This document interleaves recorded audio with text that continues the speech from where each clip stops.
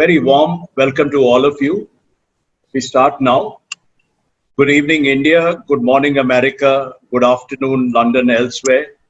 I'm so happy that people from all across time zones, from different geographies, are participating in this very important and timely discussion on the mutating world order, which is reflected in this shift or perceived shift from G7 to G11 sort of grouping.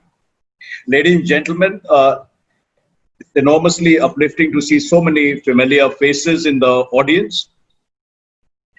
Friends who have found time to be with us. It's not possible to mention all of them, but let me identify some people. Denmark's ambassador to India, Vietnam's ambassador to India, Raja Mohan is joining from Singapore, many ambassadors, diplomats. Each person is special in his own way, so it wouldn't be fair to single out some people. A very warm welcome to all of you. My name is Manish Chan. I am founder and CEO of India Rights Network, an emerging think tank and media publishing platform focused on international affairs, the India story. We also publish India and the World, a magazine journal focused on international relations, which has carved its own niche among the strategic community of India.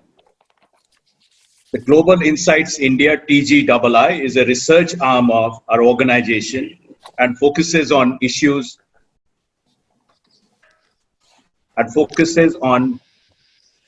relating to Indo-Pacific, China, and emerging powers.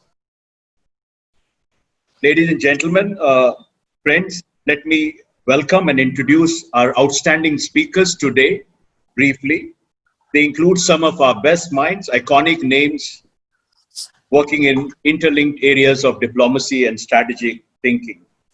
It's our special honor to host His Excellency, the Honorable Barry O'Farrell, Australia's High Commissioner to India. Welcome, Excellency. Thank you.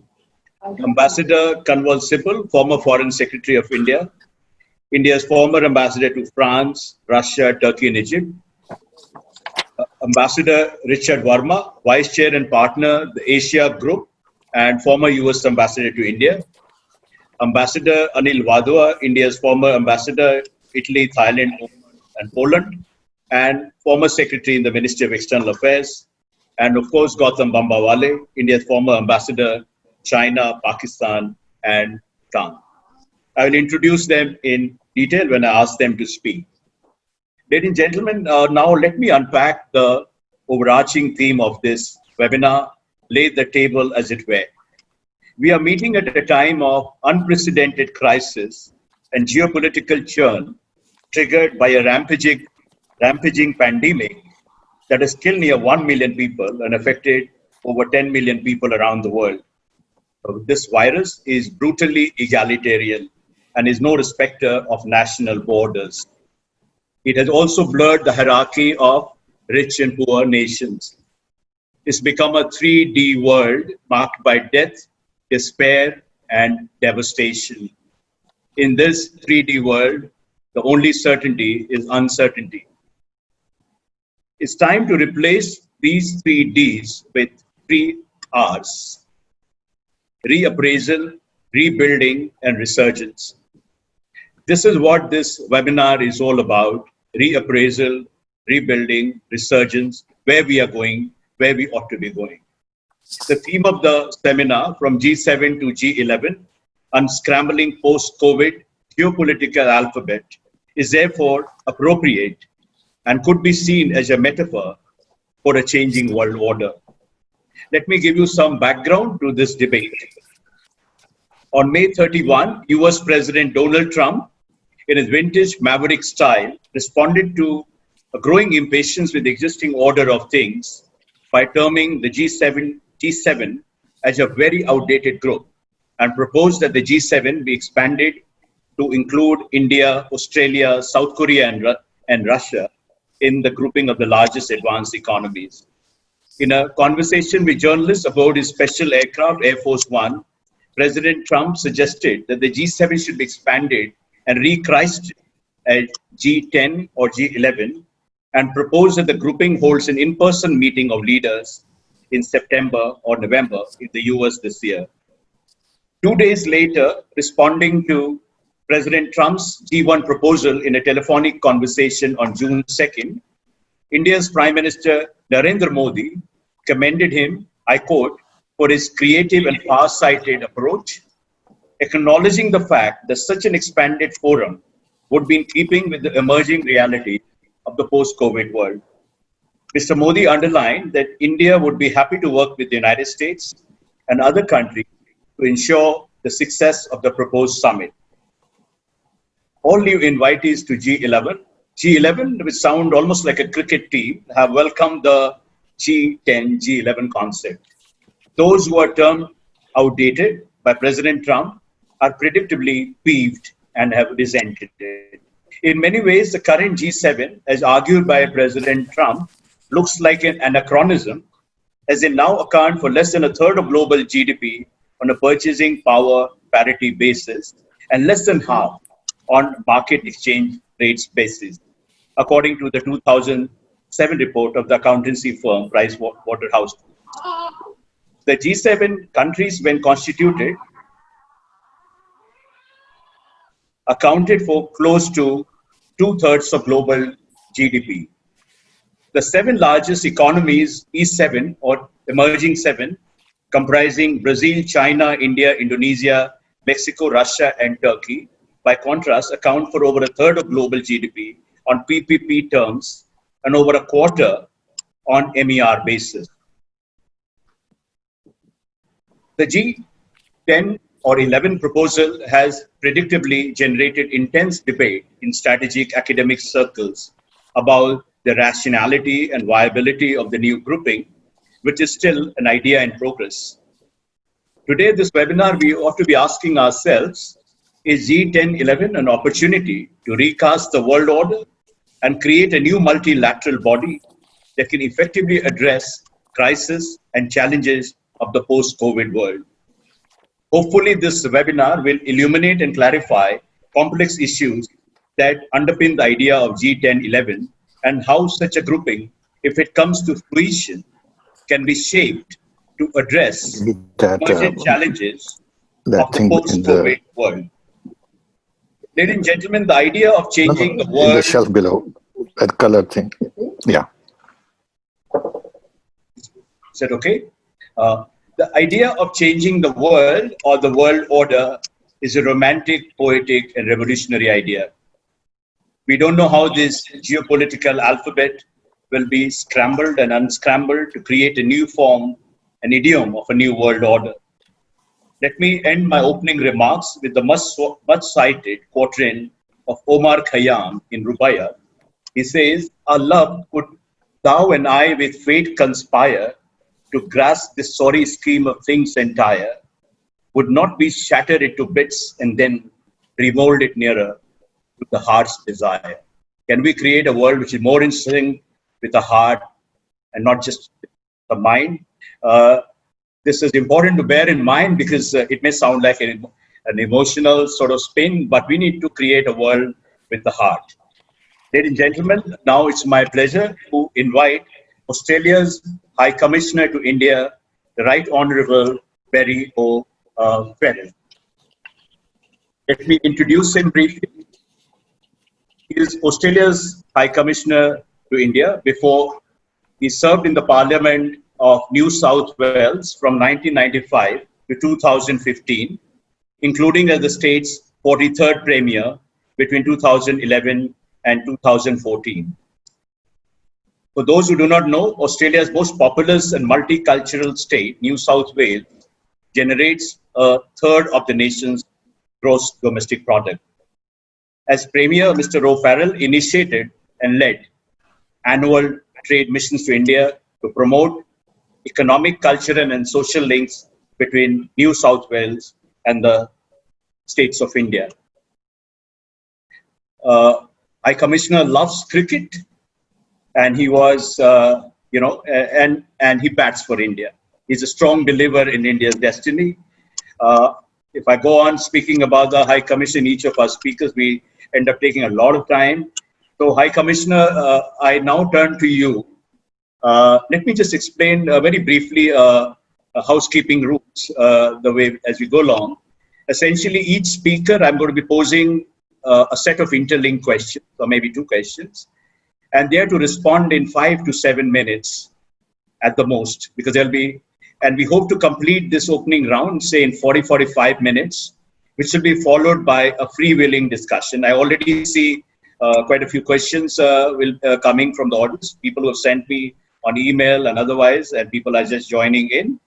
So I start with His Excellency, High Commissioner of Australia. Excellency, you love cricket. It appears to a lot of people that G7, this move from G7 to G11 or G11 is a kind of Trump's googly or a kind of Trump spin, to counter, we're talking about, or to create, or to perpetuate Pax Americana as a counter to Pax Sinica. I mean, there are a lot of speculation about what is the motivation behind G11 idea. I would request you to speak about how Australia looks at it. What is in it for Australia in the G11 idea? In what way it can promote Australia's vital interest, and also how it can open new pathways of cooperation between kindred democracies like Australia and India. Over to you, Excellency. Thanks, Manish, for that introduction. It's a real pleasure to be part of such a distinguished panel. And as I'm opening the batting, I thought it best I play a Virender Sehwag or Dave Warner style innings, short but hopefully sweet, and allow the middle order to build that big score that everyone's looking for. Before we get started, can I make the point that the concept of an expanded G7 is still very much an idea under discussion and being debated in capitals all around the world, including in Canberra. So the thoughts I put forward today are mine and shouldn't be seen as formal Australian government policy. However, I'm confident that the broad thrust of my comments represent the guiding foreign policy principles and priorities of the Australian government. So to your question, Manish, the starting point is an uncontroversial one. Yes, Australia is very supportive of the concept of an expanded G7. As you all know, the G7 has evolved over time, and we should remember its broad original purpose when the G6 first formed in the mid-1970s as a forum of like-minded, free market democracies coordinating and navigating, or at least trying to, the disruptions caused by the OPEC oil embargo and associated economic shocks. The G7 has grown and shrunk and evolved over the past 45 years. But at its heart, the organising principle of influential, like-minded free market democracies coordinating and cooperating to manage global shocks and change remains sound. As we consider the defining trend of this century, the migration of wealth and power from the Atlantic to the Indo-Pacific, it makes eminent sense to me that the G7 be expanded to include more representatives from the region. And I think India, Australia and South Korea, in joining our good friends from Japan, would make the grouping more relevant to the modern world. The other core reason Australia supports the concept of an expanded G7 is we need now more than ever to energise and coordinate our efforts to defend the global liberal order. We've seen in recent weeks the perils that come from creeping authoritarianism and right is might politics. And as my foreign minister described in a landmark speech recently, Australians are strong supporters of multilateralism and of an international system shaped by rules and accepted norms, underpinned by consensus-based politics and democratic values.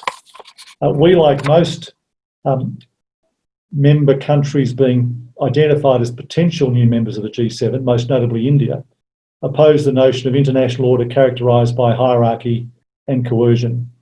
And as Prime Minister Modi said to Prime Minister Morrison during their virtual summit last month, protecting our shared democratic tradition is, quote, a sacred duty.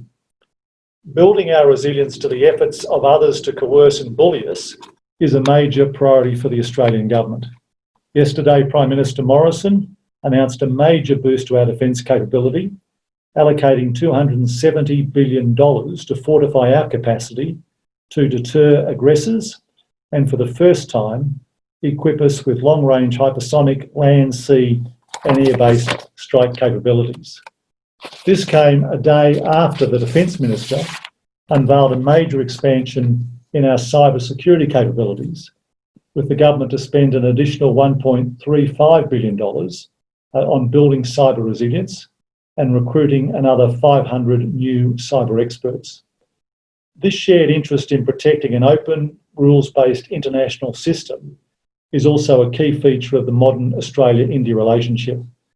And as some of you know, in the virtual summit referred to earlier, both governments took historic steps to upgrade our relationship to the level of a comprehensive strategic partnership, accompanied by 8 high-level agreements in areas of shared interest, including cyber and critical technology, critical minerals, maritime security, and defence coordination. Now, cyber and critical technologies was a major focus, with Australia and India as like-minded democracies recognising the need to work together on an open, free, safe and secure internet, enhance digital trade, harness critical technology opportunities and address cybersecurity challenges. Technologies such as artificial intelligence, quantum computing and robotics present significant opportunities for people, for businesses and the broader economy, but must also be guided by international standards to ensure they don't present risks to security, liberty or prosperity. Australia welcomes its partnership with India on emerging technologies which present both challenges and opportunities, and we recognise these are matters all states must grapple with. Australia, for its part, decided to restrict participation in our 5G network to prevent or to protect our sovereignty and avoid any risk of coercion. It's welcome that these issues are being explored and debated in democracies all around the world. Beyond technology, I'd observed that one of the key themes discussed during the recent summit was the emerging post-COVID shape of the Indo-Pacific and the international multilateral system more broadly. Prime Minister Morrison took the opportunity to acknowledge and congratulate Prime Minister Modi for his leadership, first in his own region through convening a SAARC leaders meeting, and more globally by his calling for the strengthening of the World Health Organization. And what I think is clear is Australia's wish to work more closely with India in shaping the multilateral system, including through any involvement in what might be an expanded G11. And I think there are 3 areas where Australia could work closely with India. The first is making multilateral institutions more fit for purpose. Australia has welcomed India's strong leadership through the COVID crisis in advocating for the role of the G20 as an early and strong proponent of WHO reform. We look forward to working closely with Harsh Vadam as the chair of the organisation's executive board. The second is ensuring these institutions evolve to be more representative. Voices like that of India need more prominence. And that's why Australia is a strong supporter of India becoming a permanent member of the United Nations Security Council and joining the Nuclear Suppliers Group. And the third is in backing India's own new international institutions. Australia has been an early supporter and is an ongoing member of the Coalition for Disaster Resilient Infrastructure and the International Solar Alliance. So it's vital that like-minded democracies uphold the fundamental democratic values in the multilateral system and work together, including through the Quad, an expanded G7 and other ad hoc multilateral groupings. This will be, in my view, the fundamental organising principle that will bind and deepen the Australia-India partnership into the 21st century. And as I've said elsewhere, Manish, this new and exciting phase of the Australian-India relationship is best described as being characterised by the 4 Ds: democracy, defence, diaspora, where 1 in 50 Australians are of Indian origin, and DOSTI, what we Australians call mateship, but with a particular emphasis in this discussion on the democracy element. So I'll leave it there, Manish. I'll head back to the dressing room and try and prepare myself for the questions later.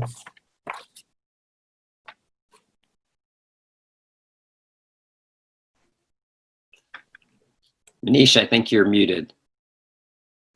I'm so sorry. Thank you, Excellency, for that big picture view, a very hopeful way of looking, very positive, constructive way of looking at this G11 concept as a grouping of democracies and crystallizing some sort of democratic consensus. We'll come to some of these questions as we go along with the rest of discussion. It's now my honor and pleasure to invite Ambassador Kanwal Sibal to speak. Let me introduce Ambassador Sibal. He's a former Foreign Secretary of India, and he has served as India's ambassador to major countries, France, Russia, Turkey, and Egypt. In 2017, he was conferred the Padma Shri Award by the President of India. Not many know about two things about him. One is that he loves writing poetry. He has a book of poems to his credit, probably more on the way. It's called Snowflakes of Time.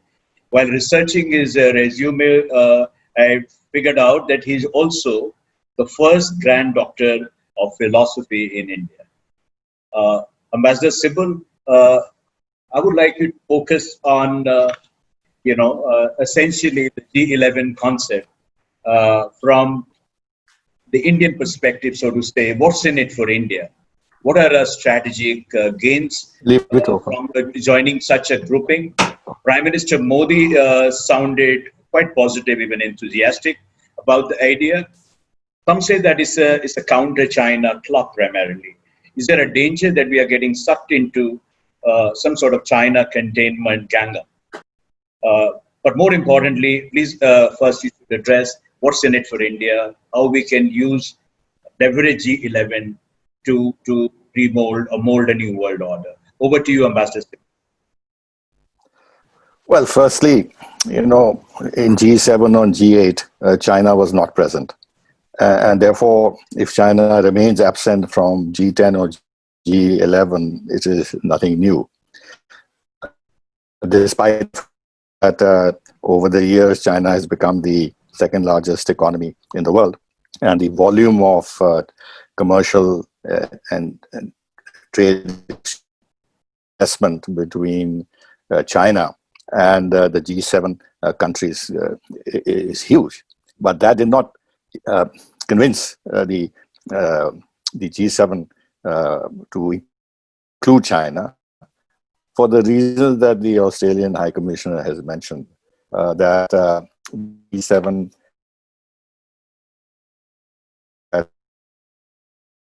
free market democracies originally as a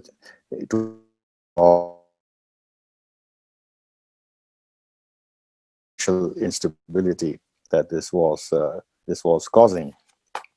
So therefore, I wouldn't bother too much about the China factor, and there's absolutely no reason. There's absolutely no reason why India should have any hesitation of joining this group in order not to send any so-called adverse signal to China.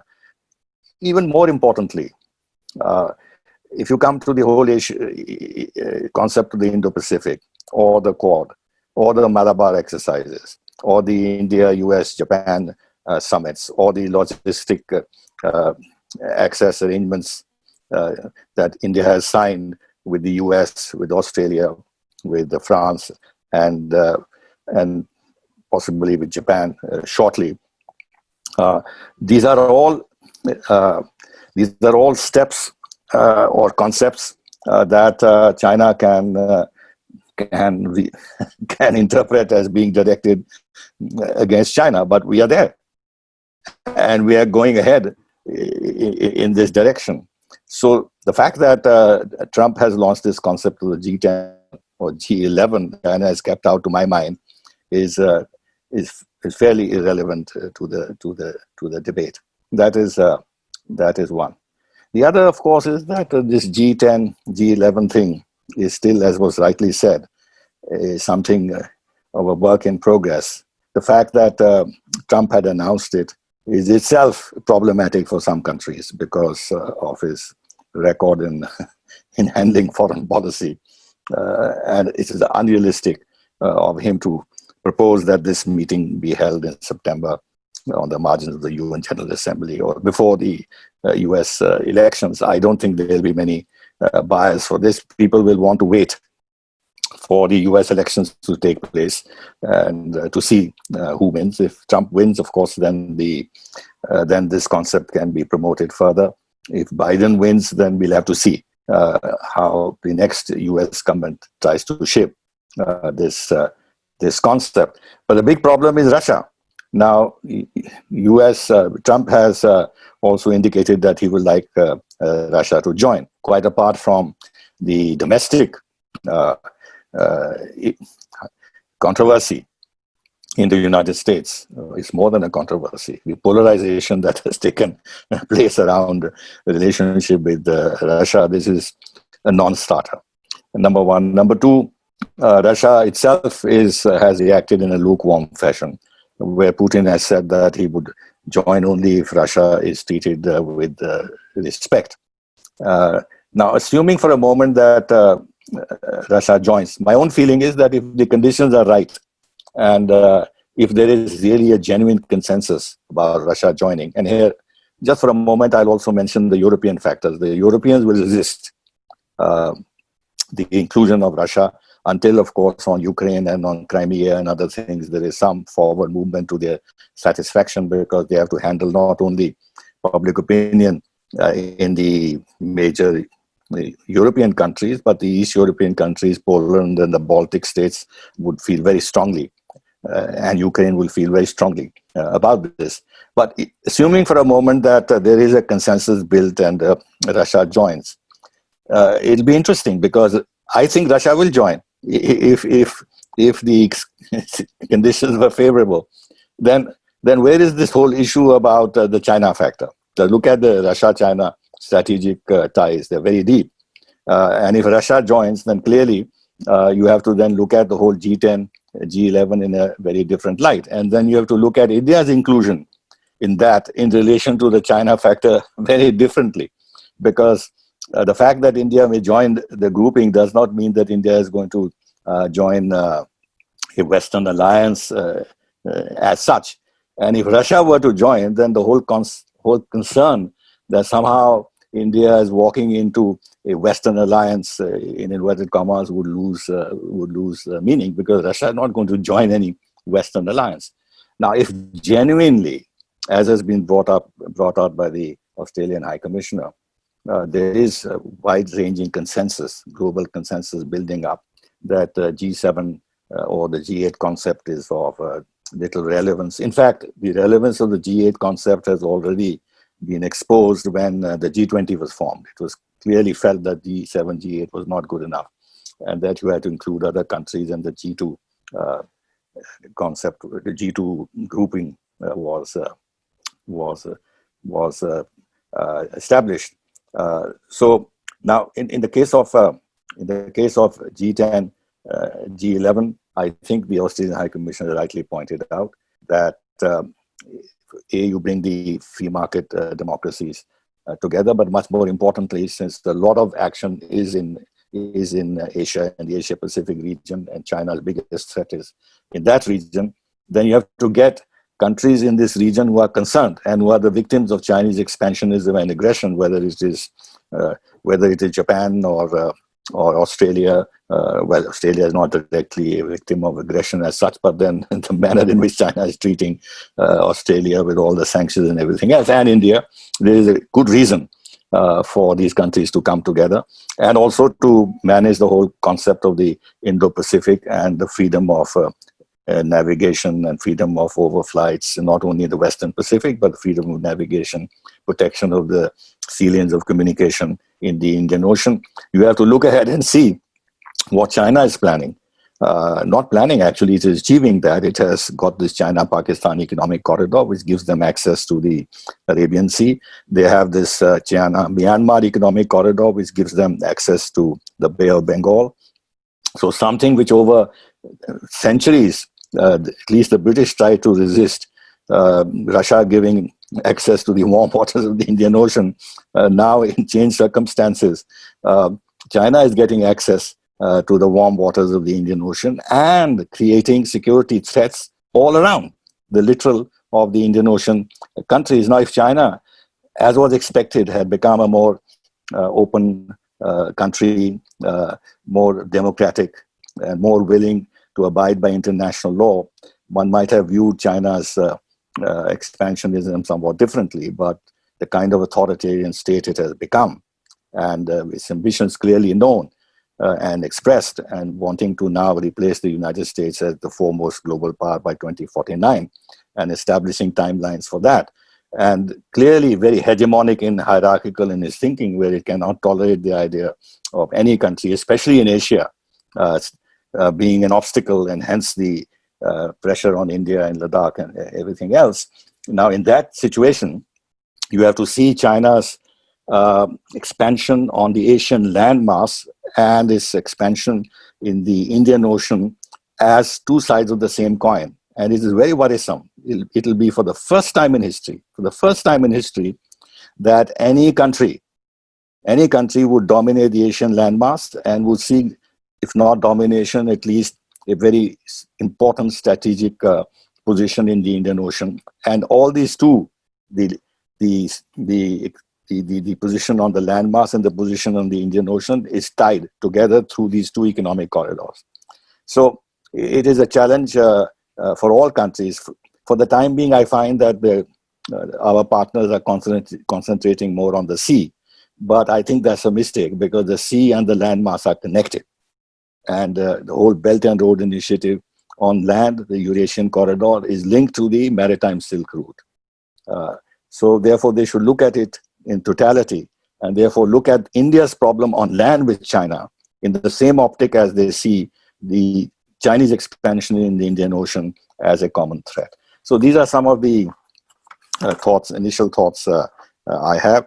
But last point, that of course, if India joins the G10, G11, it will certainly mean, and we should welcome that, stronger ties with the West. But you know, the other question is of strategic autonomy. Do I have a minute or two? You have to unmute yourself. Yeah,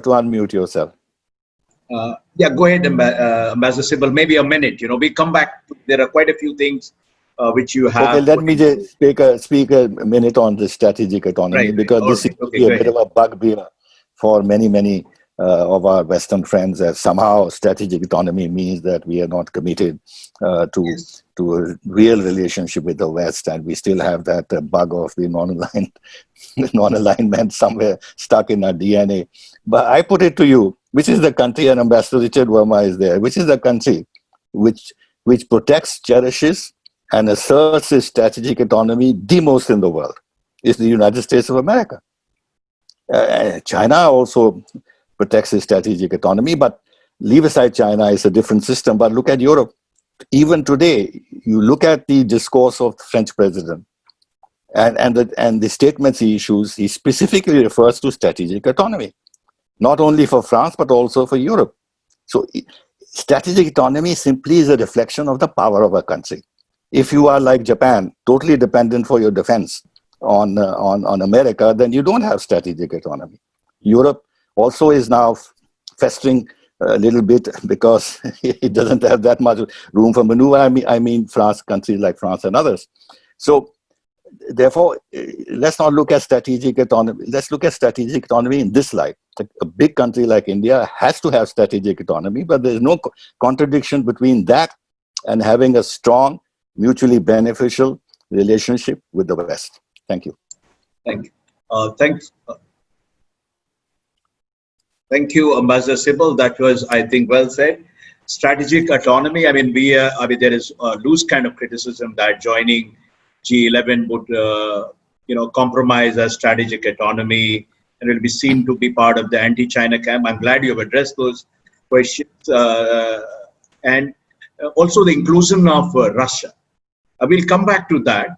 I just we will pick up this theme. The ambassador of Denmark to India, he has remarked that do not forget that Russia has an Asian face, but also European one. So in geopolitics, Russia does not mean the same. Maybe when we talk again about Russia's inclusion, maybe one of the panelists should address that. Now I come to Ambassador Richard Verma. Thank you so much. Ambassador Verma is joining from New York. Ambassador Verma is vice chair and partner at the influential the Asia Group, where he leads the firm's growth in South Asia. In India, he is known quite well. He is a very popular ambassador. He served as the US ambassador to India from 2014 to 2017, where he's credited for the historic deepening of bilateral ties. I think it was during his term that the defining partnership of the 21st century, coined by President Barack Obama, gained currency. A leading expert on trade and diplomacy in Asia, Ambassador Verma brings 25 years of experience across senior levels of business, law, diplomacy, and the military. During his tenure as India's US ambassador, he oversaw several meetings between President Obama and Prime Minister Modi, leading to over 100 new initiatives and more than 40 government-to-government dialogues. I can go on and on, but let me pause here and let me put two questions to Ambassador Verma, which is, sir, that from your point of view, from what does it look like? What is in, the whole lot of conspiracy theories about G10, G11, and knowing President Trump's reputation for being a maverick, how can we trust that this idea is not just one of those things he tosses around? You see this idea being carried forward in case of a Democratic victory in the November 2020 election. Does this idea enjoy bipartisan support among the political spectrum in the United States? How do you look at prospects of G10, G11 coming to fruition in the near future? Over to you, Ambassador Verma. Yeah, Manish, thank you so much. It's really great to be with you. Great to see so many friends. Great to be with the High Commissioner from Australia. And I've worked closely with all of the former ambassadors here on the screen. I think, in fact, when I was a young congressional staffer, probably 20 plus years ago, Ambassador Sybil and I traveled around to Pennsylvania together. So we go back a long way. So it's great to see everybody.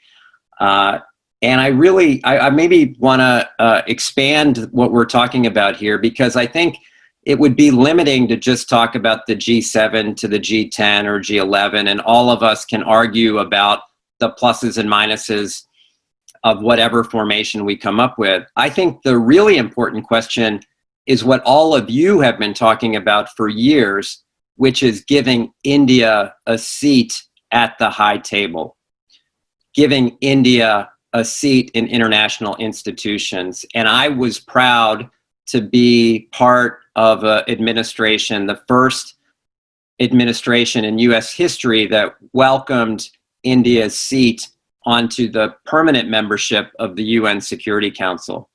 I am sorry that we haven't made more progress towards that goal, but that's really what we're talking about. As we think about the international institutions that were developed after the post-war period, they were developed by the victors of World War II. Now, Ambassador Sybil calls, the United States the largest advocate for strategic autonomy. Yes, but we've also been, I think, the driving force in shaping the international system for good, and I'm sure some would argue for bad, over the last 70 years. The reality is we are withdrawing from that position. There is no question that the developments in the United States over the last 4 or 5 years, the election of Donald Trump, was about pulling the United States back. His theory of the case, which was supported by half of the country at least, was that the leadership role that the United States has played in the international system was not good for the United States, that the alliance structure, we were putting too much into it and getting little out of it in return. So 2 things have happened. We are withdrawing, and secondly, there are more players competing for power and interest in shaping that international system. And there are players that are competing that frankly are not friendly to the continued liberal democratic order. And we've already mentioned Russia, and we've mentioned China. And I think Ambassador Sybil was right to also talk about the closeness between Russia and China, which should give us some concern. Of course, in this environment, as he mentioned, a broader G7 that includes Russia is a non-starter. The fact that they would pay the bounty to Taliban and other extremist groups to kill American soldiers, the interference in our 2016 election, frankly, the continued interference, makes their participation in any new G7, G10, G11 a non-starter. And then we look at Russia and China. The leading provider of military equipment to China over the last 10 years has been Russia. In fighters, in the S-400 that India is purchasing, has also been purchased by the Chinese. So I think we have to look very carefully and be very concerned about what's happening between Russia and China. So look, I support very strongly, I think all of you know, India playing a more leading role. For many years, India did not want to play that role. It wasn't, you can be strategically autonomous, you can be non-aligned, but let's also be realistic. India was also focused on internal developments. That is changing. I am glad it's changing. It should change. And as we withdraw, if India steps up, frankly, that is a good development. Now, look, part of the kind of outdatedness of the G7 is obvious. When it was first founded, the group of six and then adding Canada, those members accounted for 70% of global GDP in the mid-1970s. But as you fast forward to today, that group of countries accounts for 40 to 50% of global GDP. So it is a huge difference, and it is a reason why the G20 has taken on more significance. It is reason why we've looked for other arrangements. It is the reason why India has looked at the Asian Development Bank. It's a reason why India wants to be a part of APEC.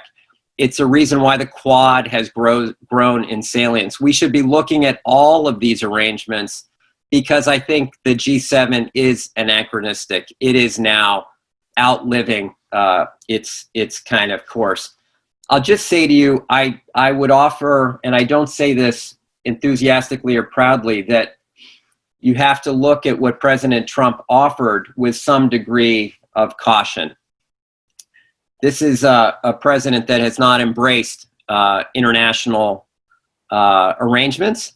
In fact, under his leadership since taking office, President Trump has pulled the United States out of the Trans-Pacific Partnership, the Paris Climate Accord, UNESCO, the UN Human Rights Council, the Iran Nuclear Agreement, the Open Skies and Intermediate Range Nuclear Forces Treaty, the New START Treaty with Russia, WTO's dispute settlement mechanism, the World Health Organization. I could go on and on.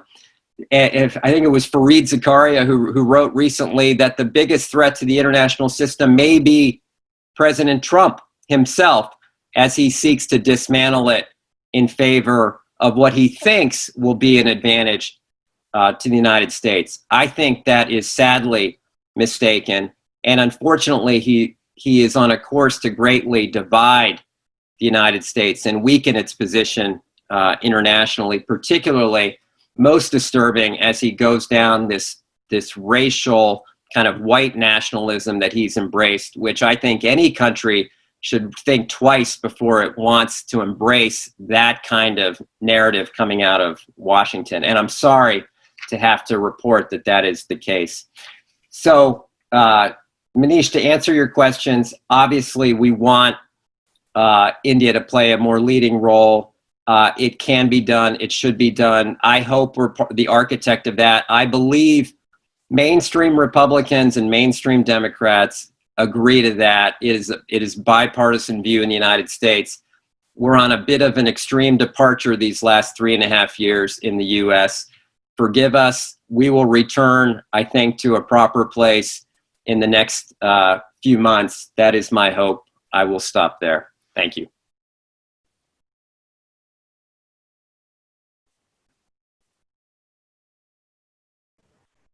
Thank you, Ambassador Verma. I'm really grateful to you for putting that issue about India's bigger global role and India's permanent seat at the high table on the forefront of this debate.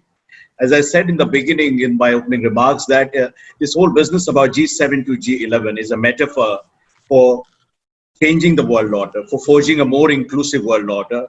I'm great that maybe G7, G11, we don't know where it is going, but there is a very robust bipartisan consensus. As you say, if there is one thing the Democrats and Republicans agree on, it's a bigger role for India, and that's not going to change regardless of who is in power in Washington next year. Thank you so much. We'll come back to you for more questions. Now I come to Ambassador Anil Wadhwa.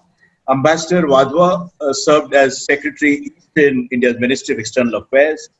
His diplomatic career includes stints as India's ambassador to Poland and Lithuania, the Sultanate of Oman, the Kingdom of Thailand, and the Republic of Italy and San Marino. He is currently Distinguished Fellow, Vivekananda International Foundation. Not many people may know this. He also was involved with drawing up the Most Favored Nation Agreement between India and China way back in 1984. Ambassador Wadhwa, we have covered some major issues pertaining to this debate. Now, I would ask you to look at the potential role of the G10 or G11 in shaping geopolitics of the Indo-Pacific region.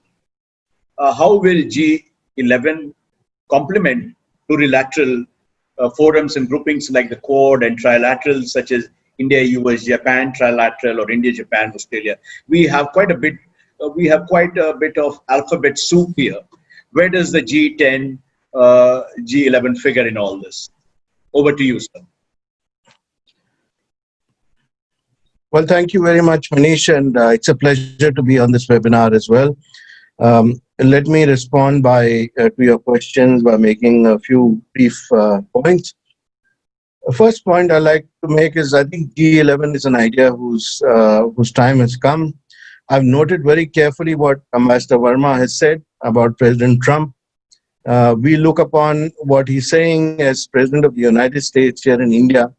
So we've got to take it at face value and go along and respond to his initiatives as the President of the United States. Having said that, let me recall what he said about the bloc of G7 when he said it was outdated, and that is why it should include Russia, India, South Korea, and Australia. So while the non-inclusion of China in this is an indication of his clear intent, this has also been confirmed by the spokesperson in the White House, who said that China will be on the agenda at the summit. However, we should see this as an initiative which goes beyond China and is a grouping reflective of ideologically like-minded liberal democracies, which are also major economic powers in the Indo-Pacific. The second point I'd like to make is that there is still some misunderstanding in the general public about the nature of this invitation to a few countries beyond the G7. So while it is the prerogative of the G7 chair, in this case the United States, to issue guest invitations which reflects the priorities of the host and also the changing membership of the G7 or format on a permanent basis, of course, will require agreement of all the members. So already we've seen UK and Canada's opposition to the inclusion of Russia, which was mentioned before by Ambassador Sybil. And there are also Japan's reservations on South Korea. So this should be seen as of now as a one-off event. Our only hope in India, of course, will be that it will develop into a more permanent arrangement in the future. The third point I'd like to make is that the US initiative to expand the G7 meeting grouping against the background of rapid changes in the balance of power, especially in the Indo-Pacific, is due to the aggressive rise of China. And the US-China relationship has become decidedly adversarial, which has coincided with the COVID-19 outbreak originating in China, for which it is not prepared to take the responsibility or act as a reasonable state. Simultaneously, there's also been aggressive moves by China in the South China Sea vis-a-vis ASEAN countries like Vietnam, Philippines, Malaysia, Indonesia, in the East China Sea, and also vis-a-vis the seas around Taiwan and now on the border with India. So this has created new tensions in the Indo-Pacific region, which you have referred to, and that has resulted in a sort of pushback against Chinese actions. This is therefore a most appropriate time, in my view, for a grouping of major Western powers as well as ideologically aligned countries in Asia to come together to discuss, besides the China threat, ways and means to ensure a rules-based order in the Indo-Pacific, which will promote economic prosperity and stability in this region. Fourth point I'd like to make is that this is not the first time that other countries have been invited to G7 summits, and India itself has been a special invitee to several summits, the last one being Prime Minister Modi at the Biarritz summit in France. In previous summits, the G7 met separately and then in extended meetings with invitees. We are not clear about how the forthcoming summit will play out, but the sense is that it will be a G10 or G11 format, though there are still questions about decision making.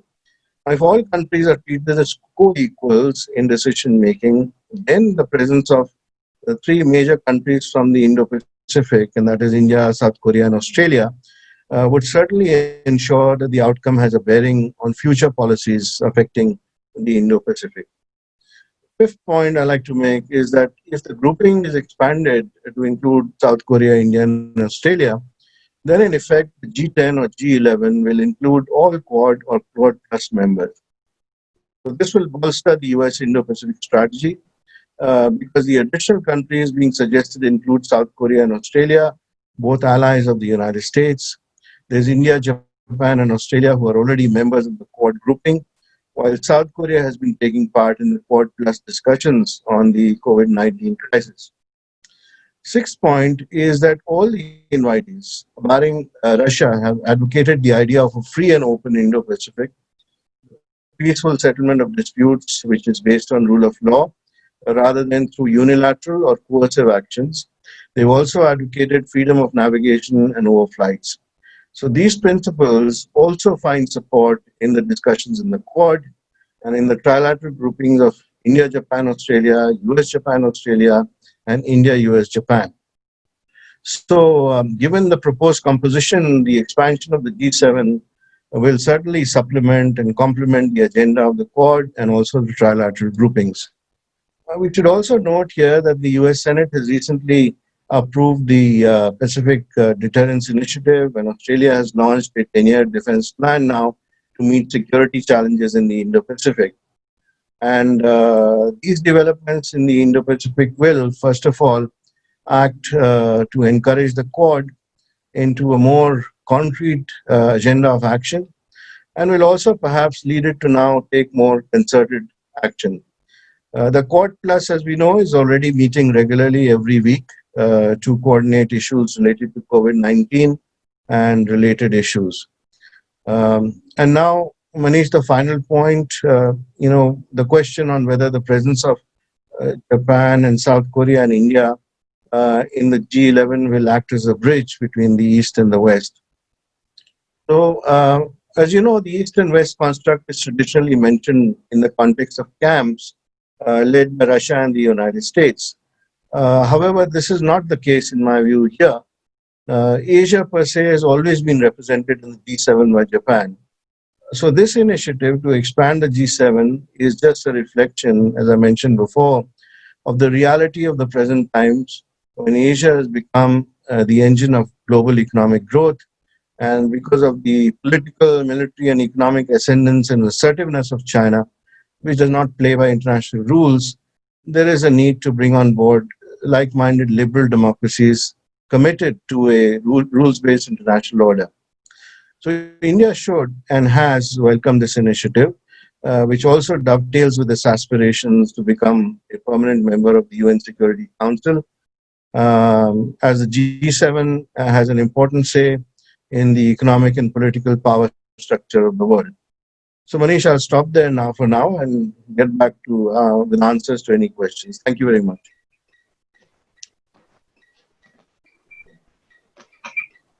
Ambassador Wadhwa, thank you for those illuminating remarks. I think you're right. Remains a work in progress. How G10, G11 will intersect with the Quad and the Quad Plus, and what role it can potentially play in sculpting an inclusive Indo-Pacific. Now we come to Ambassador Gautam Bambawale. Ambassador Gautam Bambawale is a former Indian ambassador to Bhutan, Pakistan, and China. He is currently Distinguished Professor at Symbiosis International University, Pune, where he's based these days. He headed the India Culture Center Berlin and was posted in Washington, D.C. during the India-US nuclear deal. He worked in Prime Minister's office, but most important, Ambassador Bambawale is one of the few Indian diplomats who know China so well. He has this rare insight into China these days. Ever since the crisis erupted, he's seen on all television platforms, is virtually writing for all major media organizations, publications. So I'm very thankful to him for finding time to be here at this important discussion. Gautam, if I may ask you, we'll focus on your opening remarks, which is this. I mean, other speakers have spoken a bit about this before, but maybe you'd like to dwell a little more in detail. How will the exclusion of China, the world's second largest economy, from G11 affect the efficacy and credibility of this thing? Isn't it better to have China inside the tent rather than outside it?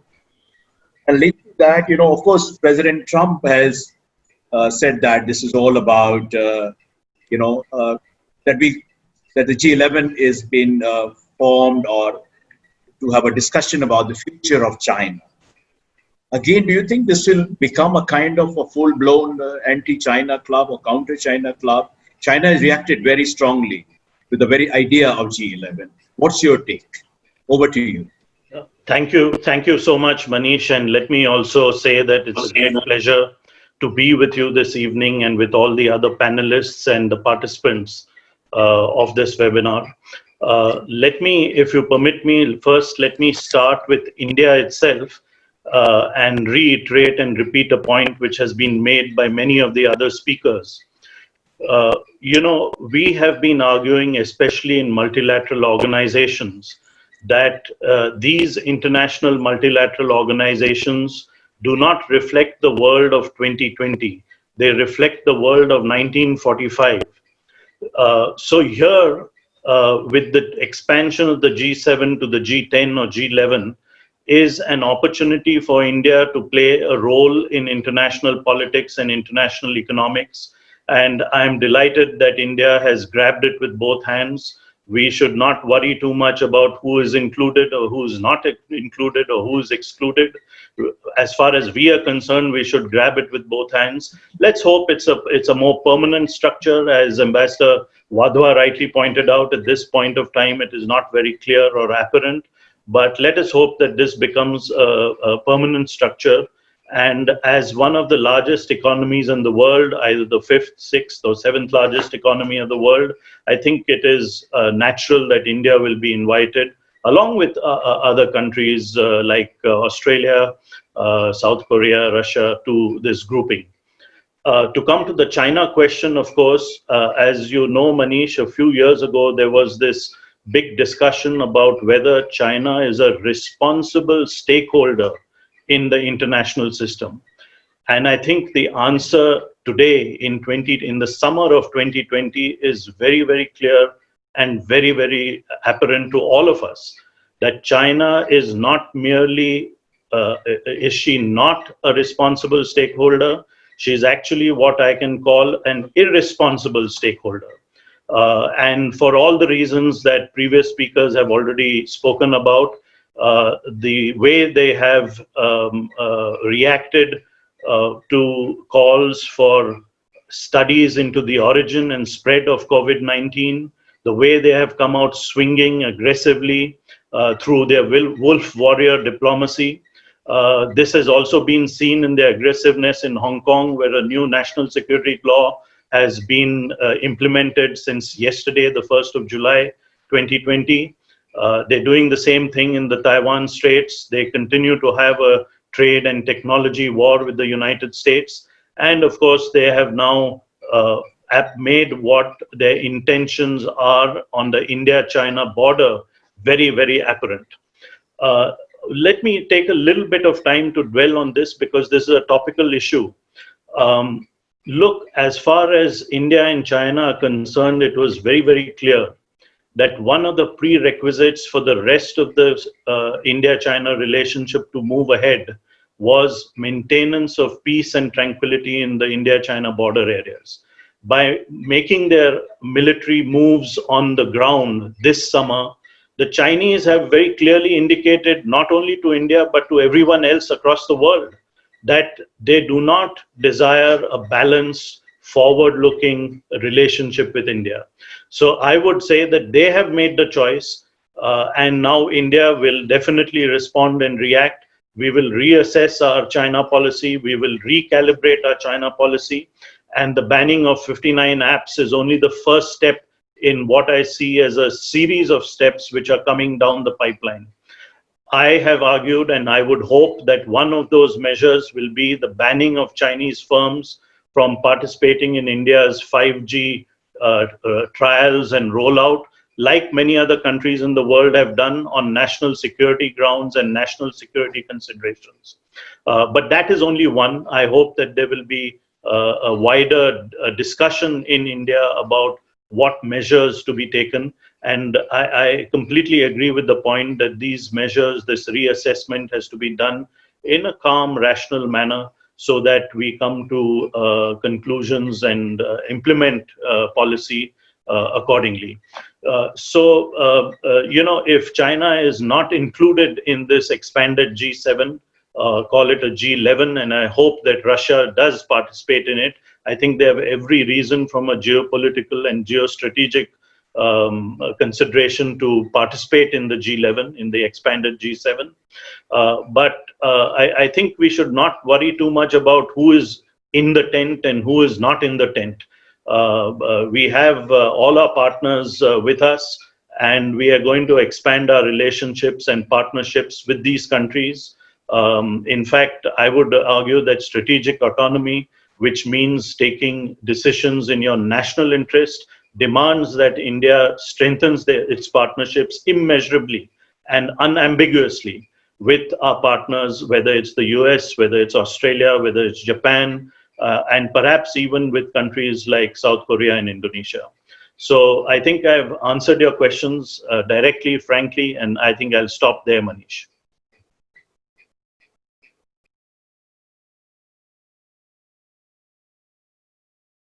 You need to unmute yourself, Manish. We can't hear you. This is my problem. I say thanks so much for being very clear and unambiguous in your articulation about this business of resetting India-China relations in the light of what is happening currently. Gautam, I have some questions for you. We are now beginning. We have done the first round, and in no particular order as the questions come along, I will be asking our esteemed panelists to respond to some of them. One of the things, this is a question from Shipra Tripathi of Bharat Forge. She says that there is something called, of course, the Five Eyes Alliance, and they have their own, way of functioning and partnership. How will this impact, a grouping like this will impact, the G10 or G11's capacity to deal with China, or China challenge or China threat, whichever way you put it. Over to you, Gautam. Thank you, Manish. I'll be quick and direct in answering that question. Right. I think India should definitely step up its intelligence cooperation with all our strategic partners, which I've mentioned earlier, but which could also be members of the G11.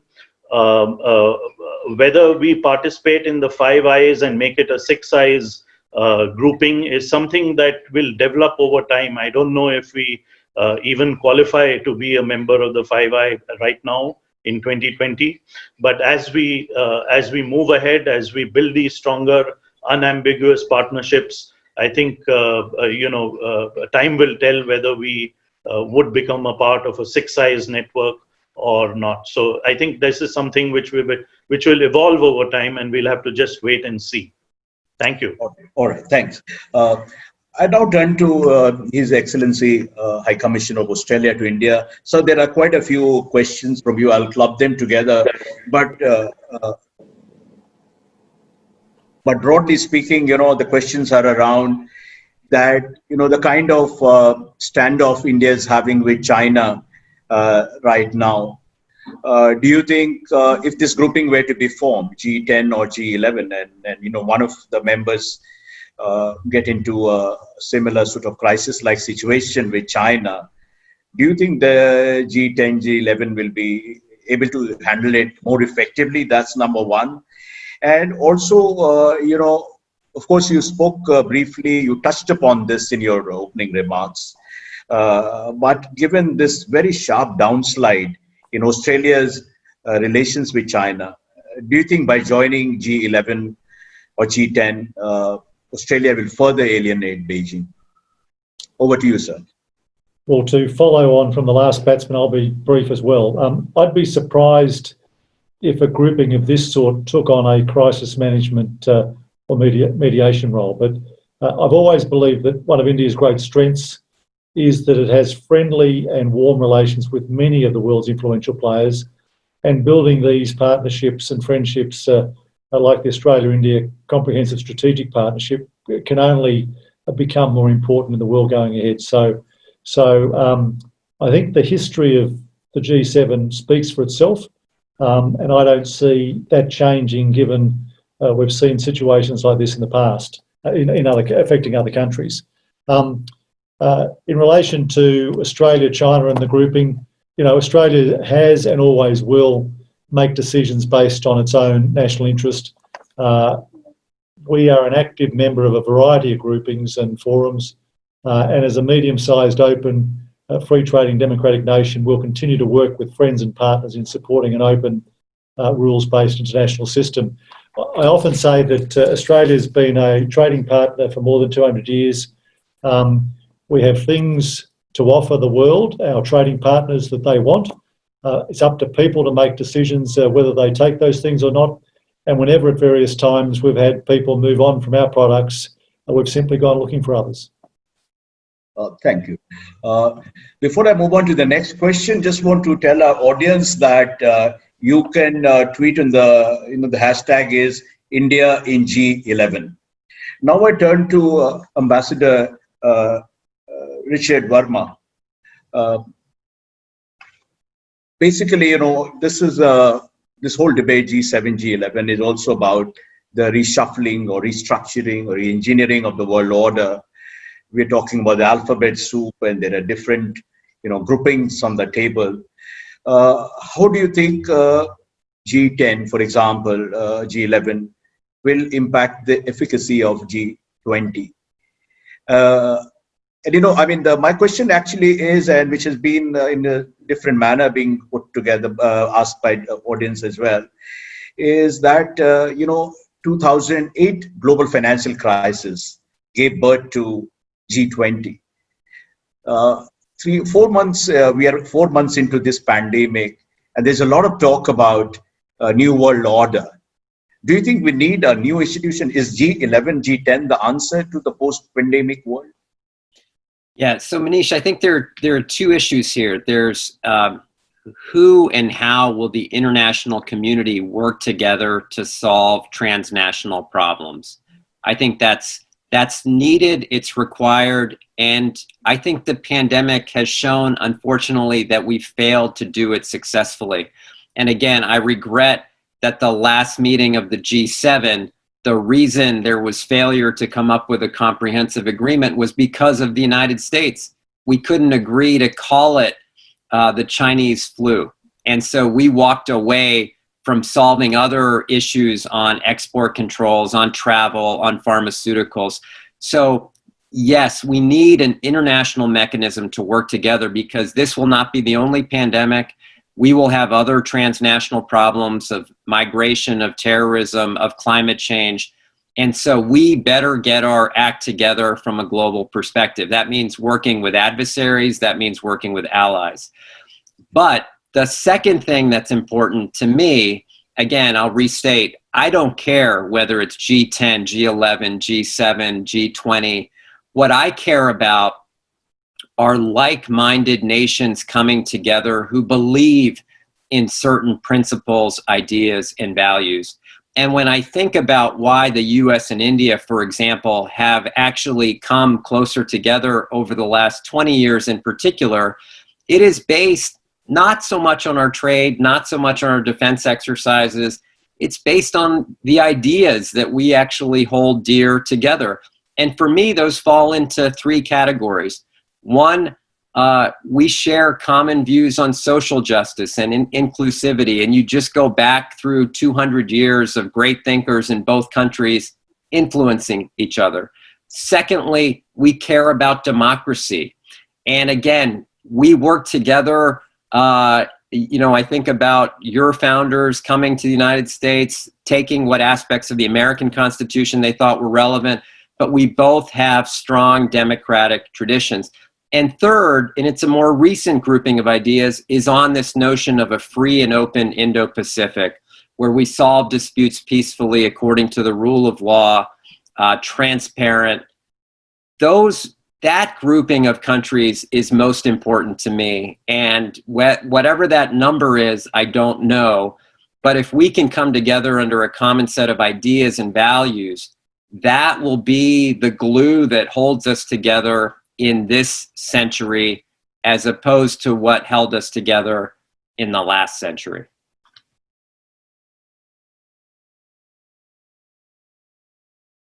And you got to unmute again. Sorry, Manish. I got to get it right. I'm so sorry.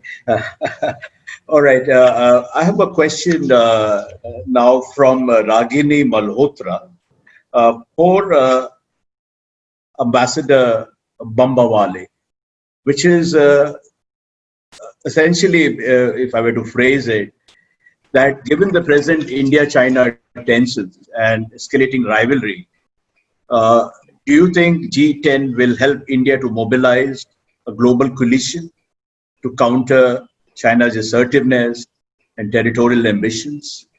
Do you think it'll become a pressure group like another bigger version of the Quad or something? Thank you very much for that question. Let me start by saying that, we have to be very clear that on the ground, on the India-China border, we will have to fight alone, and we will have to fight China ourselves, as we have been doing over the past so many weeks now. So let's be very clear about that. But yes, in answer to the question about mobilizing international opinion, about leveraging strategic partnerships in trying to counter China's aggressiveness, in trying to counter China's assertiveness, yes, I think groupings like the G11 will prove to be useful, and we should use every one of those groupings, whether it is the G11, whether it is the Quad, whether it is the Quad Plus, or so many other possible groupings that could be utilized by us to stop China. There's another question for you, which is by Ashok Sharma, a senior journalist. That, we have seen that in the aftermath of the India-China crisis, some countries have come out in support or expression of solidarity. Of course, the United States, France. Do you think there is a kind of, if I may put it like this, some kind of common position that can emerge or these countries which are going to be part of G11, there is a kind of common position shaping up on this issue?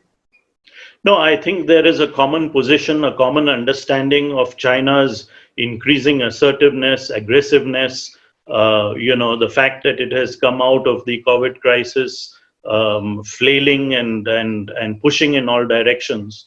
So there is a understanding of that. And I think eventually, for the bottom line is that there is a coalition of like-minded countries which could, if necessary, which could prevent China from doing what it intends to do. Right. Thanks. Ambassador Sipal, this question is for you. You spoke about Russia question in your earlier previous remarks. Now, if India were to join G10, 11, what happens to the future of groupings like BRICS, RIC, SCO? So far we have been following what is some people say that a kind of foreign policy of multi-alignment, whereby we, become sort of expert at juggling the different balls there and, basically striking a balance between US and China in their big power rivalry. What happens to these? Do you think it will impact BRICS, for example?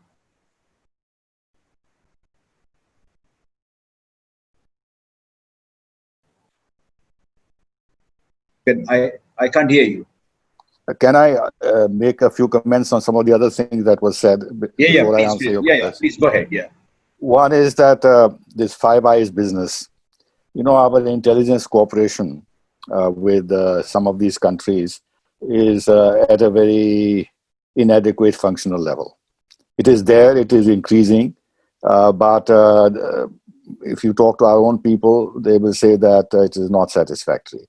I don't think the level of trust is sufficiently high for them to actually make India a member of the Five Eyes thing. The intelligence agencies are very, very cautious by nature. Therefore, we should be realistic about this. All we can hope is more intelligence sharing. That is one. The other is that let's be realistic. Has India taken a clear-cut position on issues, territorial issues or disputes that some of our partners have had with other countries? We have not. So therefore, why are we expecting that just because there is some tension, mounting tension in Ladakh, that those countries will take a position on territorial issues in our favor? They won't. They have. Do you think Korea can take a position like that? Even other countries, even Australia and others will be very hesitant to take a clear-cut position on these issues. Unless, of course, there is a wide-scale conflict, the real escalation, where then peace is endangered in the region. And then there will be efforts to calm it down. But again, the efforts would be to advise both sides to look for solutions through dialogue, hold their horses, don't escalate, that kind of advice that the UN Secretary General has already given, asking both countries not to allow this to build up and show restraint and stuff like that. There is no question, let's be very clear about that, let's not fool ourselves, that G10, G11 meeting can be used by us to develop a broad consensus in our favor with regard to the India-China problems in Ladakh. The other is that,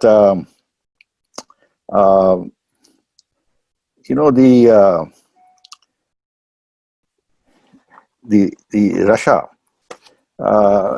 will not come to the G10, G11 meeting as simply an invitee. We've had this precedent. India has participated. I myself participated in a grouping like that when France was organizing this meeting.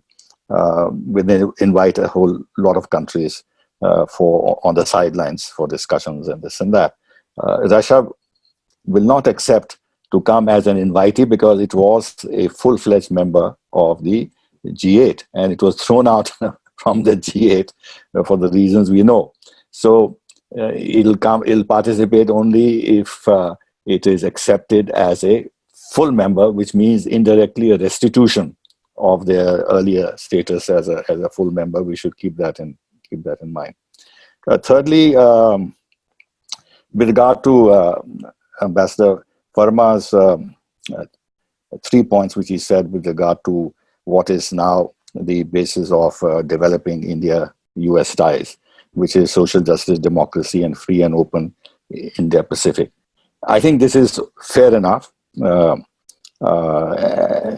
I'm not 100% sure that this is enough, because a free and open Indo-Pacific only talks about the maritime dimension. And if India-US relationship has to develop and take on a much deeper content and a much broader basis, then territorial issues come in. Then Pakistan comes in. Then Afghanistan comes in. Land-based issues come in. In the free and Indo-Pacific, there may be some territorial issues in the Western Pacific, but there are no territorial issues with regard to the Indian Ocean. There are no contested spaces, no islands to reclaim, or things like that. And there is actually no problem about freedom of navigation and freedom of overflights. In fact, China should be very worried about freedom of navigation in the Indian Ocean, because their energy and trade lines of communication can be easily disrupted in the Indian Ocean, where for the moment and for the next 10 years, they will never have a presence strong enough to be able to protect those. So they remain vulnerable. And of course, there are the choke points, Malacca, and everything else. Now, with regard to the question you asked, look, we have been now participating in the, we are backing the Indo-Pacific concept, which has grown in credibility. In fact, the US has renamed its Pacific Command as the Indo-Pacific Command. The Quad, we raised it to ministerial level. I would recommend that we raise it also to the summit level, which probably will happen. The Quad Plus concept has been created in order to rope in more countries who are concerned about China's expansionist behavior. We've had all these exercises, Malabar exercises, all the summits that I mentioned earlier, trilateral summits and everything else, and the logistic arrangements and interoperability agreements with the United States and this and that. Now, this has not had any impact on either the RIC dialogue, or on BRICS, or on SCO. So why is it that simply if we attend G10 or G11, this will impact BRICS and SCO or RIC? No. In fact, we've had an RIC foreign ministers meeting, even when the Chinese are committing this aggression against us in Ladakh. So I don't think there's going to be any impact. Yes, what will happen is that the credibility of these groups in the eyes of the Indian public opinion would become less and less. You cannot have a situation where you talk peace or international governance or change of the international system in BRICS and SCO, and in the SCO you try and keep the Western powers out. And when India and China are engaged in a conflict, so the stability of India-China ties is absolutely essential for grouping like BRICS and SCO or the RIC dialogue to retain credibility. India will not take the initiative to walk out of these because of the Russia factor. Russia was at the source of the creation of RIC and BRICS, and in a sense, co-partnering with China, they built the SCO. Russia very much wants us to be in, and Russia wants to give us this platform, quite apart from our bilateral ties and their desire to retain the intensity of these ties at a certain level, but also to be able to, what they had hoped for, stabilize India-China ties.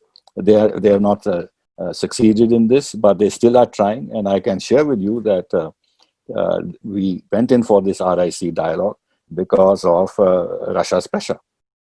Because Russia would look upon it as a diplomatic defeat if it's something that they had conjured up as an alternative to the Western ideas of governance and everything else, and three great powers getting together, non-Western powers so-called, to see how the international system could be reshaped better and achieve better balance in international relations. If India were to walk out, it will be a defeat for Russian diplomacy, and it will impact our relations with Russia and other fields. And that's the reason why it was more a gesture to Russia than to anything else. And finally, look, despite everything else, which country, whether it is United States, Australia, or North Korea, or Japan, are going to cease to engage China? They're not going to. They're not going to. They will hedge against China, but they will not. They will not go into take decisions which will destroy that relationship. Similarly, India has to engage China, and in these platforms, even if we have strong reservations against China, these platforms are there for us also to keep a certain degree of engagement with China alive, and also in our own way to express our concerns at the manner in which China is conducting its foreign policy. So it will continue to be part of our overall balancing of ties, not in the sense that maintaining equidistance between the West and China, certainly not, but to maintain our engagement with China in a certain, in these plurilateral groups. And of course, let's admit the fact we have diplomatic relations with China, we have trade with China. So it's not as if the India-China relationship is going to collapse immediately. So it's a difficult game. It's a very complicated diplomatic game that we are playing, and other countries are playing. And let's see how it develops. Right, Ambassador Sibbal. Thanks for that very comprehensive and detailed response. I have several questions which I'll read out, and one is, very perceptive question by Sanusha Naidu, the researcher in Cape Town. She asked that, the whole system, when the entire international system is intrinsically flawed, then what difference does it make if you have another grouping, whether it's G10, G11, G12? This is important because this is somewhat reflects what Prime Minister Modi has been saying at some multilateral fora and what we've been talking about, which is the idea of reform multilateralism, not just upholding multilateralism, but reforming the way the system functions. And let me just mention here that, this 2021, come 2021 in India, will begin another inning in the UN Security Council as a non-permanent member. And we have been discussing this whole debate about reform of the international security architecture. Ambassador Wadhwa, how do you look at this, this critique that, which is this, that how do we reform this multilateralism? What is your idea? What is the way forward? Very quickly. We are coming to the end, so, maybe another 10, 15 minutes, a little this thing, but yeah, what is it? What is your take? Yeah, so the whole question of UN reform has been debated for a number of years now in New York. It's also linked, as we all know, to the reform of the UN Security Council. But we are now at a point where the UN system as a whole has got into a situation where most of the multilateral bodies are not functioning properly. There are identified flaws which most member states are aware of. And the biggest flaw, one of the biggest flaws that you've seen in the case of WHO, for instance, is that countries now are increasingly turning voluntary aid to the multilateral organizations to their own advantage. And that is because the UN system does not receive the full contribution of member states on time. If they did, then that's the starting point. And then they don't depend on other countries to bail them out from time to time. When that happens, and that we've seen in many organizations, especially in the agricultural field, And in these organizations, obviously the agenda is then driven by the interests of the member states who actually are contributing and topping up the international organization. Within the UN in New York also, a similar system has developed. The UN is actually living from hand to mouth. They don't have enough to pay rents. They can't pay salaries beyond a few months. And when we come to that situation, and again in WTO, we've seen how the dispute settlement mechanism has been stopped because of not lack of recruitment. So we have to actually tackle these lacuna in the multilateral system. These are all known, and one by one, these have to be settled. Now, it's quite cynical, of course, to say that we should not have organizations or groupings because the UN is actually failing. But what alternative do we have? My point is that if we didn't have the United Nations as a system, then we'll be in total chaos. And at least let's try to fix that, and we can try and plug in the gaps. And these sort of groupings which emerge from time to time emerge because of a certain reason. And the reason why G7 is seeing proposal for expansion is also because we feel now that G7 is not enough, that something more needs to be done. All right. Thanks. Gautam, there's a question. Actually, this question pertains to South China Sea, and there are two parts to it. One is to Gautam Bambawale. This is from Vietnam's ambassador to India, Famsan, His Excellency Famsan Cho.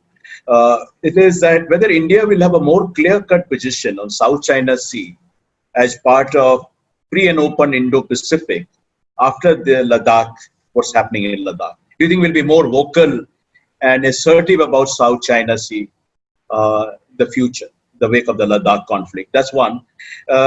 Excellency High Commissioner Australia, your question to you is that Australia, how can Australia shape this? Australia has been a very proactive player. It's been championing freedom of navigation, quite proactive on that front. How can G10, G11 really, shape up an inclusive architecture there and, counter this attempt to change status quo, as it were? Gautam, first to you. Yeah, sure. Thank you very much. And thank you, Ambassador, for that excellent question.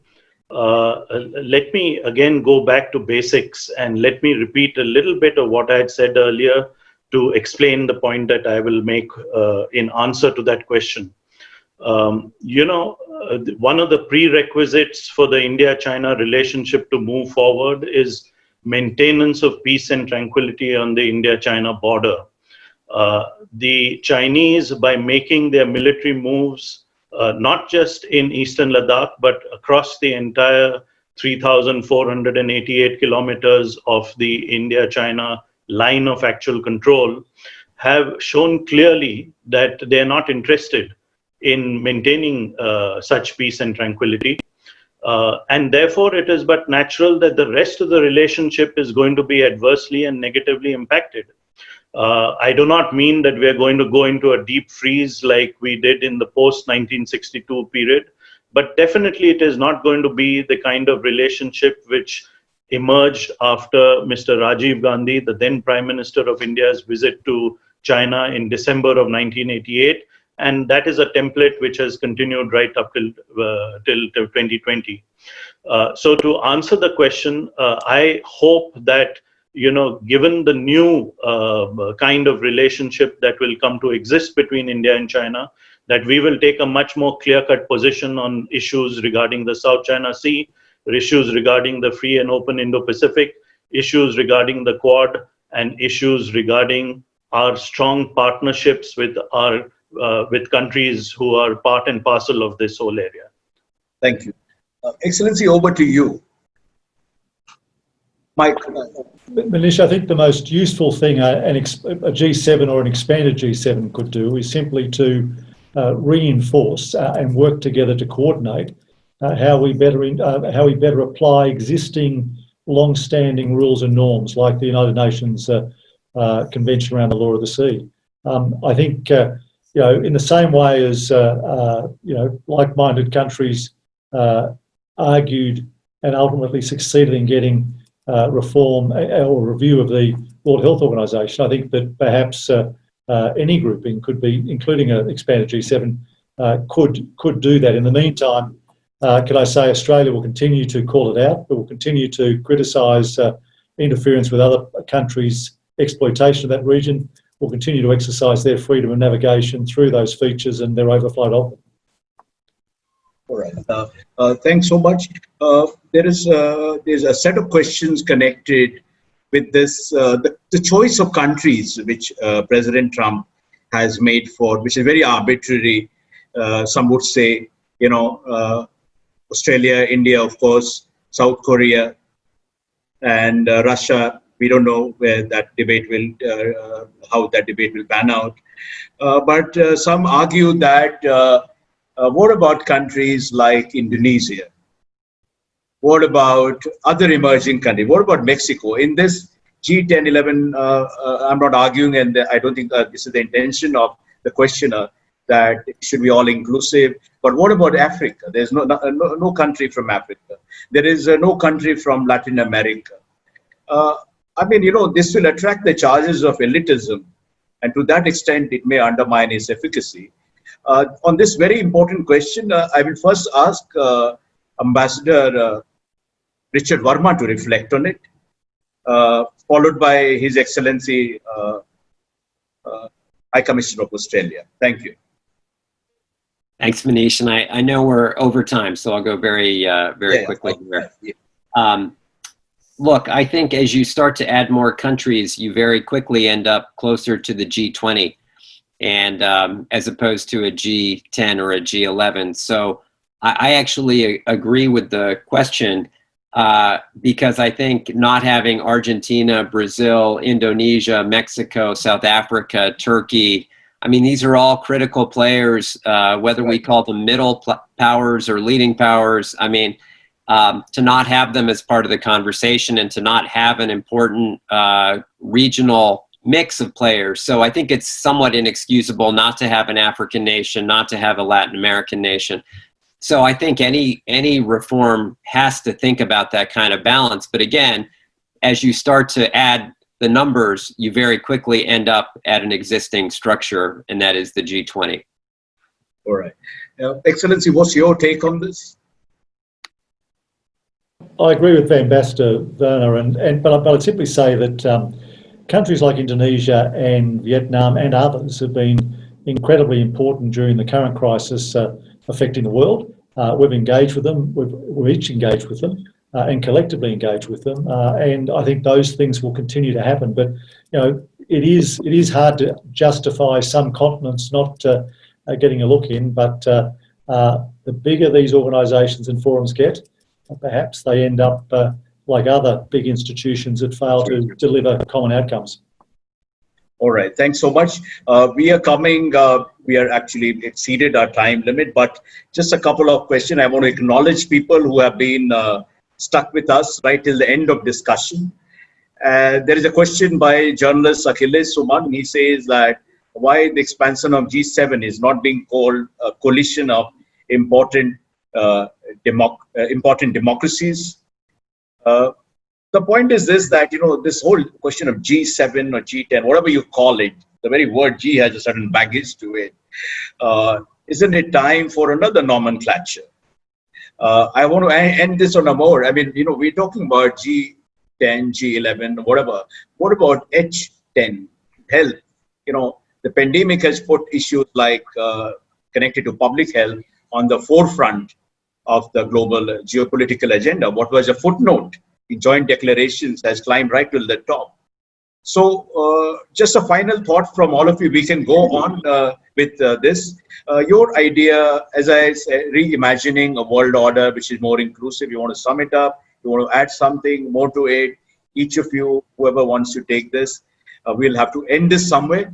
So maybe Ambassador Sibal, Ambassador Verma, Gautam, all of you, if you can have your final summing up of this debate in 1 minute each, that would be great. Thanks. Well, let me start.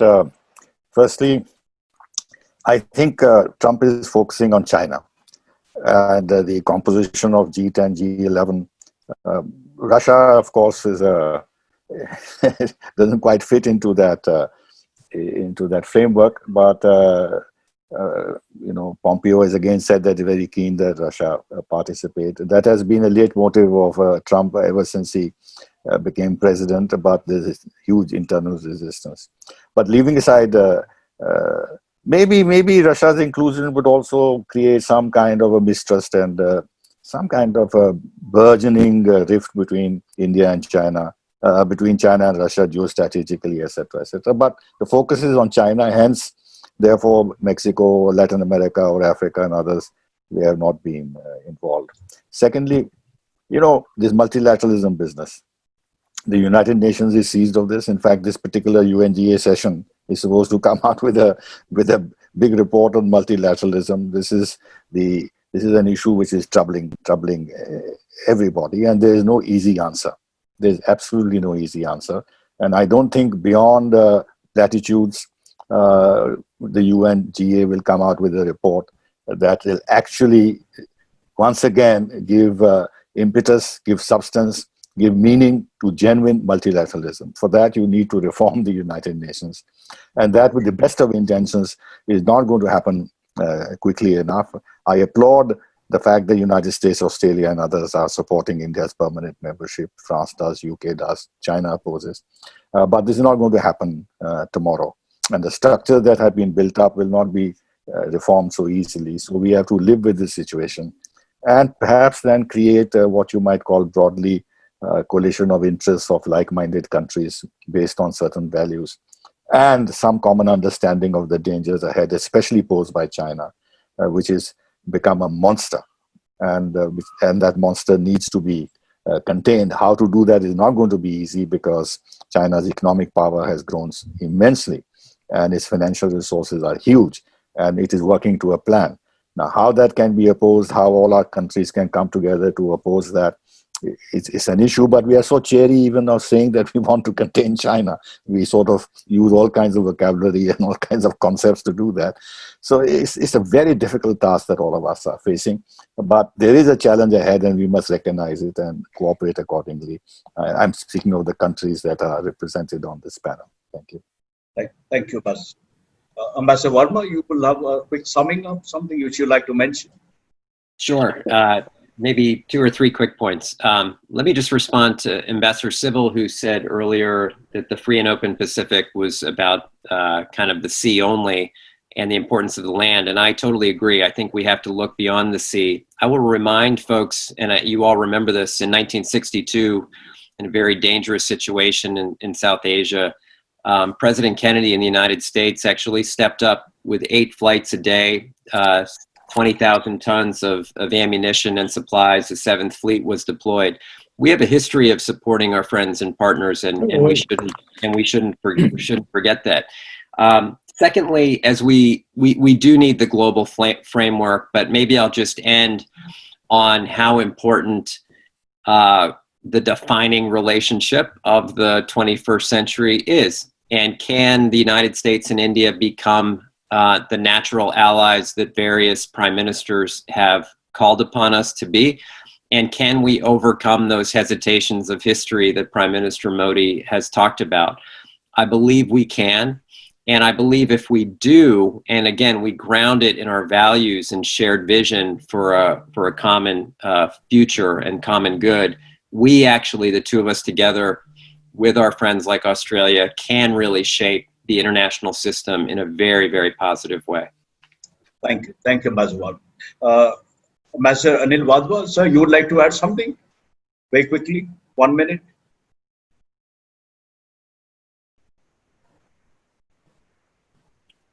Unmute. Can you hear me? There's some problem? Hello, can you hear me? Anil, you need I to think unmute yourself. Yeah. Okay. Yeah. So I just want very quickly to sum up that point about the expansion of and inclusion of certain countries, and Right. we did mention Indonesia earlier, but I think I would tend to agree with Ambassador Verma, because there is a certain reason why the G7 has been expanded for this particular summit to G10 or 11. And focus, as Ambassador Sybil said, is on China. So therefore, we're looking at like-minded democracies in this particular instance. Now, if it comes to the future and we feel that this is a good format and there is a consensus on this point, then of course there are a number of other candidates. But we must be very clear in our mind that we don't want to replicate, another grouping which becomes like a G20. We already have a G20, and we should not create something which is closer to that number. Thank you. Thanks. Gautam, quick summing of anything you want? Just to say that, the G11 will either continue as a grouping depending on how efficient and if it's able to deliver the goods, both in the international economic sphere as well as the international political sphere. So it all depends. The proof of the pudding lies in the eating. Let's see how effective this grouping can become. Thank you. Right, thanks. Excellency, the last word goes to you. Yeah. I can't hear. If I can just go to the issue that's been behind everything that's been discussed today, which is the underperforming or failure of multilateralism. I read a piece by a former Spanish foreign minister recently that said that this is, no one's tackling it because no leader has the will, the vision and the influence to do so. And I actually reflect on something that Ambassador Verma said, which is that India has shown an increasing willingness to step out and step up. And I actually think that in Prime Minister Modi, you may have someone who's prepared to finally do that. Thanks so much. That's a very hopeful note. Ladies and gentlemen, friends, thank you so much. This has been a really rich and a very layered discussion. Let me, I will not even dare to summarize it because that will take a lot of time.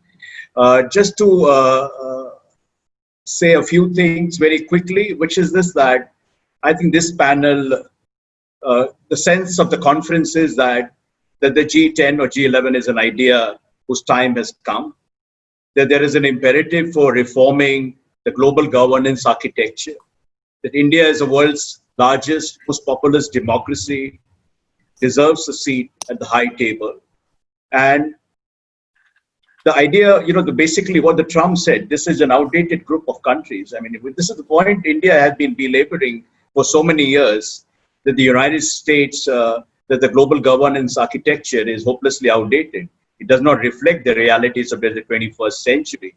So I think this debate, how the G11 or G10 will eventually shape up, we do not know right now. But what is very clear, that the pandemic and the developments around it have accelerated this, the process of reforming global governance architecture. I'll come back to, forgive me for being slightly, romantic in this despairing times of pandemic, but the whole idea of remolding the world to the heart's desire, which Rubaiyat spoke about, which Omar Khayyam spoke about, essentially that we need diplomacy with heart. We need diplomacy with the human face. We need compassionate diplomacy. We need compassionate politics. So let me just, Ambassador Richard Verma spoke about hesitations of history. The famous speech Prime Minister Modi made in the joint session of US Congress in 2016. Let me quote the poem, the last two lines of Walt Whitman, where he says, "The orchestra have sufficiently tuned their instrument. The baton has given the signal." And Modi ended that saying that, of course, there's a new symphony in play. So we'll very soon figure out whether this is a new symphony or whether this could become a source of discord. Ladies and gentlemen, friends, I thank from my heart all the speakers, very outstanding panel. Let me tell you the messages which I got, the high quality of discussion here. I mean, this is generated thoughts for, I guess, some, at least, books, papers, articles, and it's going to be, of course, a work in progress, and a lot will be written about it. Let me thank each of you, Excellency, High Commissioner of Australia to India, Ambassador Kanwal Sibal, Ambassador Richard Verma, Ambassador Gautam Bambawale, Ambassador Anil Wadhwa, all of you, and to a very fabulous audience, a very focused audience. By the way, we were live streaming it on YouTube and Facebook as well, so we had many more viewers. We will be publishing the proceedings of this conference, the next edition of our India and the World magazine, looking ahead. So thank you once again. I look forward to being in touch with all of you. Thanks once again.